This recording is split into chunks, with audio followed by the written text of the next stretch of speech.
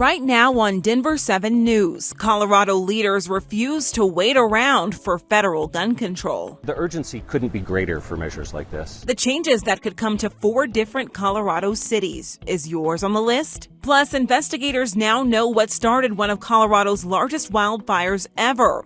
How it's tied to some things you might have done before. The Avs are already up by 3 in the Western Conference Finals, and we're hoping to get another win today. A lot doesn't change when we go on the road or at home.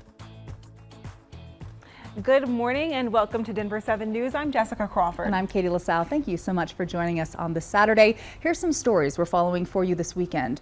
Denver police are investigating an officer-involved shooting from overnight where police say both an officer and a suspect fired their guns. Around 3 a.m. this was near 15th and Larimer. No one was hit and police do not have anyone in custody. They say they'll release more information later today. History Colorado's first LGBTQ+ themed exhibit opens today, and it's in honor of the start of Pride Month. Rainbows and Revolutions uses personal stories and artifacts to show visitors the struggles and the victories of LGBTQ+ Coloradans. Governor Jared Polis, who was the first openly gay man elected governor of any state, will attend the grand opening event tonight. Plus, the Avs, they are in Edmonton this morning and will take on the Oilers in Game 3 of the Western Conference Finals tonight. Right now, they are up in the series 2-0. The puck drops at 6 p.m. And let's take you live outside on this Saturday morning. Just mostly clear skies and really beautiful conditions here across Colorado. We'll stay dry and warmer. It'll feel a little more like early June this weekend. Winter Park, very clear skies and no moisture is expected into the mountains today, just increasing cloud coverage into the afternoon.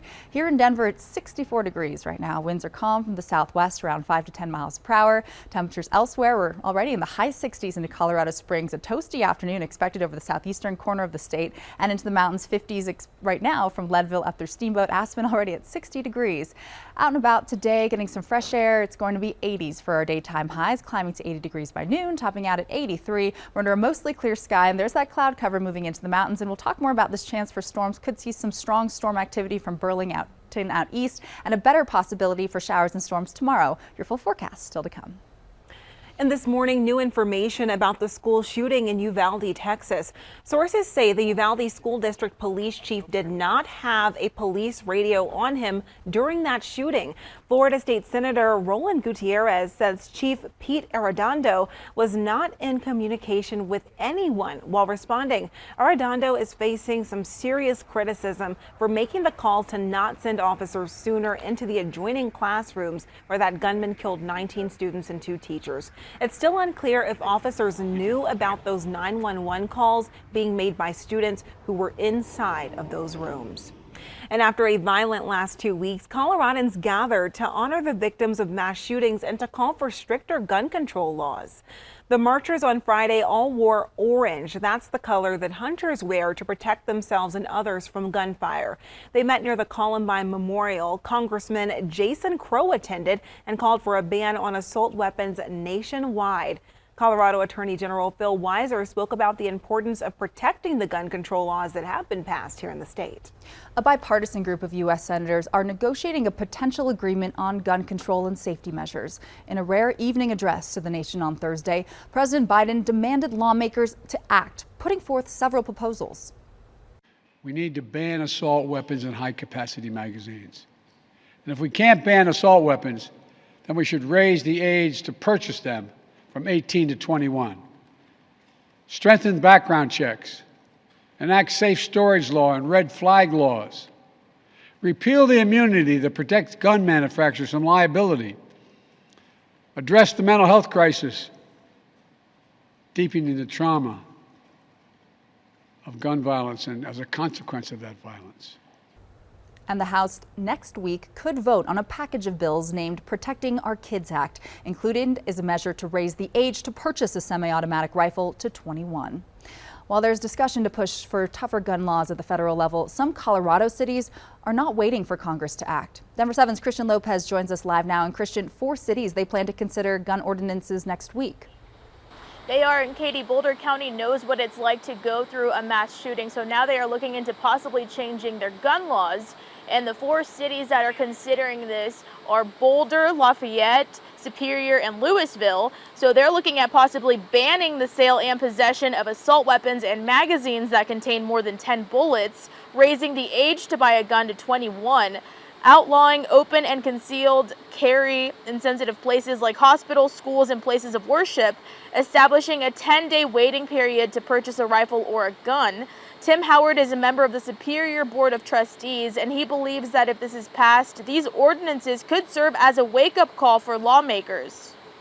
My hope is that with municipalities adopting these type measures, that the state legislature will take forward a number of these for potential statewide adoption, and as or more importantly, that Governor Polis will look and recognize this is what the people of Colorado want.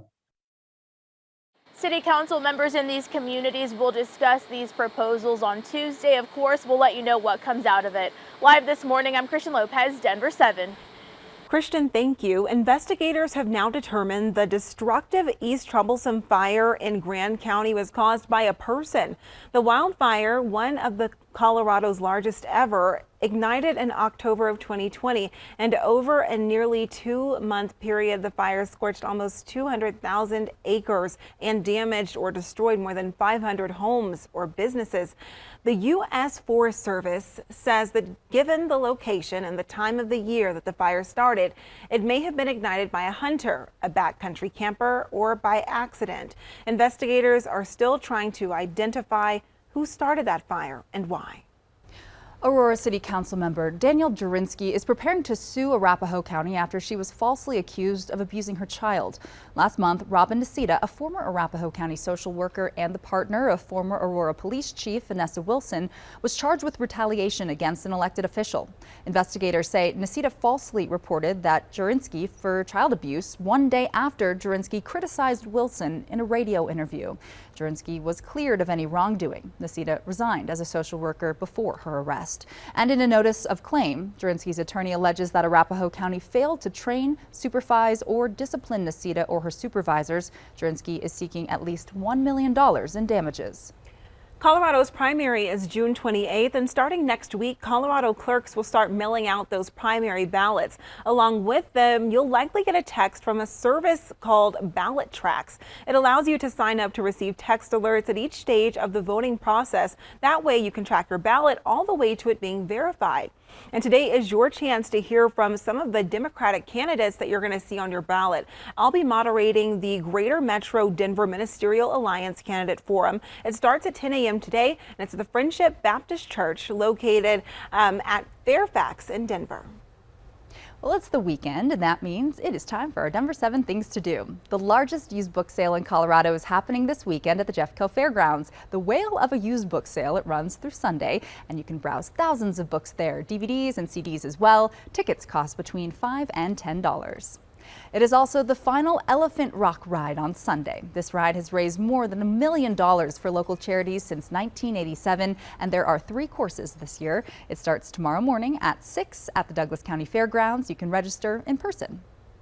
And the 5 Points Jazz Fest returns in person this weekend. A parade starts at noon today to kick off the festival. This festival has 50 bands playing live music on several stages across Welton Street.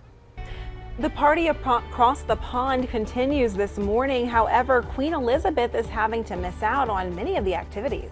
And spreading germs has been a major concern during the pandemic, but that is not stopping one restaurant for letting customers lick the walls. We'll explain next.